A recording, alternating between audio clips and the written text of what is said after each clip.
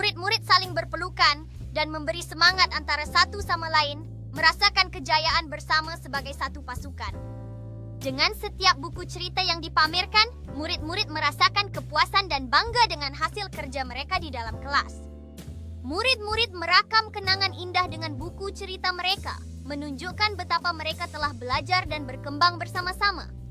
Ketika hari berakhir, murid-murid meninggalkan kelas dengan semangat untuk proyek cerita yang seterusnya, membawa kegembiraan dari pengalaman hari ini. Di tengah-tengah kelas, murid-murid berkumpul untuk berkongsi cerita-cerita mereka sambil menunjukkan kreativiti dan semangat dalam setiap pembentangan.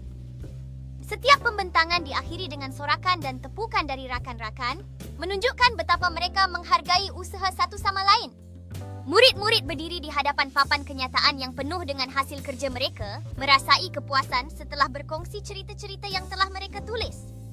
Murid-murid merakam kenangan indah dengan mengambil gambar bersama Cikgu Sakina di hadapan hasil karya mereka, menggambarkan semangat perpaduan dan kegembiraan di dalam kelas. Setelah kelas berakhir, murid-murid pulang dengan gembira, bersemangat untuk menulis lagi, dan tidak sabar untuk kembali ke kelas Cikgu Sakina. Semasa waktu rehat, murid-murid berkumpul di luar kelas untuk berbincang tentang idea cerita mereka, menunjukkan betapa mereka teruja dengan penulisan. Murid-murid tidak hanya menulis, tetapi juga melukis watak-watak dari cerita mereka, menunjukkan bagaimana kreativiti dapat digabungkan dalam pelajaran. Setiap lukisan di dalam kelas menjadi itikat dan pengiktirafan bagi setiap murid, memastikan mereka berasa dihargai dan didengar. Murid-murid saling berpelukan dan memberi semangat antara satu sama lain, merasakan kejayaan bersama sebagai satu pasukan. Dengan setiap buku cerita yang dipamerkan, murid-murid merasakan kepuasan dan bangga dengan hasil kerja mereka di dalam kelas. Murid-murid merakam kenangan indah dengan buku cerita mereka, menunjukkan betapa mereka telah belajar dan berkembang bersama-sama. Ketika hari berakhir, murid-murid meninggalkan kelas dengan semangat untuk proyek cerita yang seterusnya, membawa kegembiraan dari pengalaman hari ini.